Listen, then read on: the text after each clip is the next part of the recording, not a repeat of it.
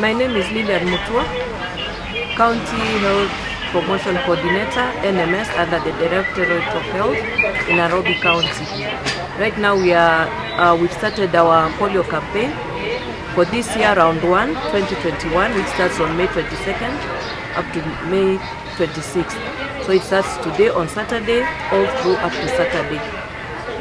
In February this year, there is a refugee child who was unwell, and when examinations were done and investigation, this child had the polio virus type 2. And according to our normal regulations, once this is reported, the disease surveillance officers take action, and they were also able to find another polio type 2 virus within the environment in the neighboring community.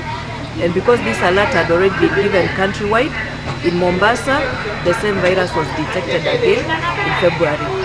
Nairobi is one of the counties that is at high risk because Nairobi is an inter-county. We also for travel in between the counties to other destinations within East Africa, and we also host the stop for the international travelers. We also know that we have influx of different communities of the neighboring from the neighboring countries, like Tanzanians come to Nairobi, the Rwandese, the Sudanese, the Ugandans, people also from Somali, and other people who also migrate into the county.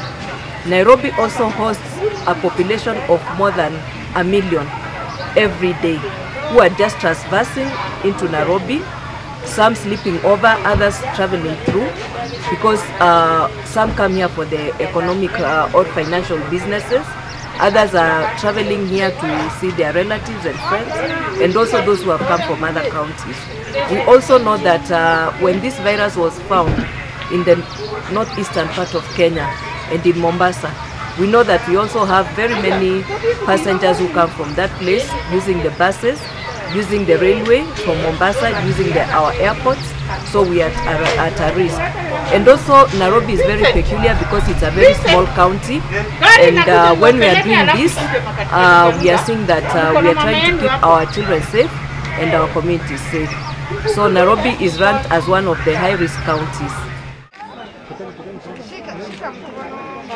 Normally, in each and every county, through the Ministry of Health, first of all, even before we are notified that there is a risk, we have the disease surveillance officers who are on the ground, who do routine sampling of our sewer waters and our drainages. In Nairobi, we have 8 different sample sites, and each time they take these samples, they are looking for any of the notifiable diseases, polio being one, and also cholera. So when this is done, we are able to detect whether there is any virus that is circulating. Because if you get the polio virus and you get the infection, normally when you go for a long haul, the virus is found in the stool. So because this stool will go into the sewer system, that is why we take it there. Normally when a child is born, they should receive their first doses of vaccine the day they are born or before they leave the health facility. If the child is born at home, before they get to 2 weeks, they should get their first BCG vaccination. They should also get their first polio dose, which we call the birth dose. When the child is 6 weeks, they are supposed to get another polio dose, and at 10 weeks, and then at 14. The only thing that we'd like to tell the parents and the carers or guardians is the normal polio vaccine that we are giving in our routine immunization at the clinic, it has potential to protect them against 2 types of virus, the polio type 1 and type 3 virus. The one that we are giving during this campaign is the one that protects against the type 2 that was detected in Garissa, Dadaab and Mombasa. We know that we had been certified to be polio free in Kenya, but because this virus has been isolated, then it calls for another campaign, because this is not the normal vaccine that we give during the routine clinics. But when the child gets to 14 weeks, they now don't get the oral drops, they get an injection. That injection is able and potent for it to protect you against the three types of the virus, that is type 1, 2, and 3. So most parents do not know this. They do not know that polio has 3 strains, that is type 1, 2, and 3. They do not know that the current immunization routine vaccine for polio only has for 2, that is type 1 and type 3. With time, because we've already started giving the injectable one, the government will also roll out so that the children start getting the one for the injectable. But still now we are doing the oral, then the last one is the one that is for the injectable. When a virus is detected for polio in any environment, then we know that there are children who have been born, especially those who are below 1 year, and they're susceptible for them to get the risk of getting infected because their immunity has not developed very well.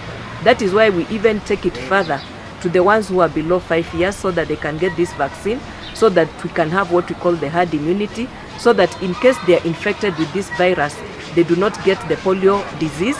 And you know, if a child gets the polio disease, they will get, their part of their limbs are not able to work well. They'll get either paralysis of the legs, paralysis of the arms, and the worst is that we should know that polio can kill. If it goes through the spinal cord, then it is going to paralyze the brain and the person dies. And we should also take care of our hygiene practices. Let us wash our hands after visiting the toilet, because we say that this virus is contained in the stool. So wash your hands very well when you leave the toilet. When we are preparing our food, let us make sure that the food, what can be cleaned is cleaned. When we are preparing it, let it be in a clean environment. Let it also be prepared under hygiene practices. And even when we are serving, make sure that the environment and the utensils that we are using are also safe for handling.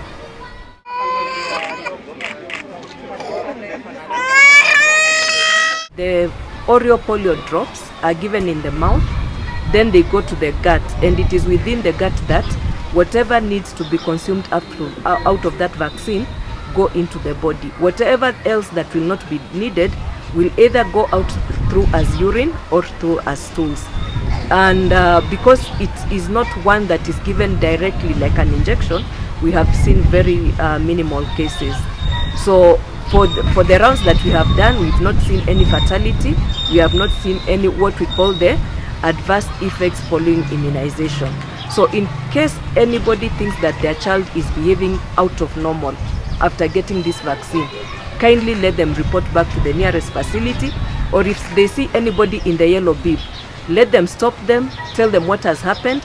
We will take details. There's a form that we normally fill, and then the child will be followed up. The other thing is, let parents and guardians and the caregivers not think that a child has temperature just because they were given a vaccine, or a child is crying, they relate it to a vaccine, or they see the child is not comfortable, they relate it to the vaccine. Maybe even before this child got the vaccine, the child was transiting into getting an illness. So anything that a parent or a guardian or a caregiver will see that is out of the normal, kindly go to the nearest health facility and get treated. We also are saying let's continue observing the COVID-19 protocols. As you can see, when our teams are coming to the sites, even today when we were launching the campaign for Nairobi County, we washed our hands.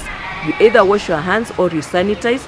We're also requesting the people in the household, kindly give the teams some soap and water, because they can't go carrying soap and water. If they come to your households, give them a bar of soap, give them some water. They'll be able to wash their hands well and will be able to keep safe. Also request them, and also yourselves, if you are bringing your child for vaccination, because we are doing this out of the door, make sure yourself you're in a face mask. Make sure you do the social distancing. Make sure it's you who holds the mouth of your baby. Make sure it is you who is going to hold the hand so that the small finger can be marked, and also minimize a lot of movement and a lot of talking when this is being done.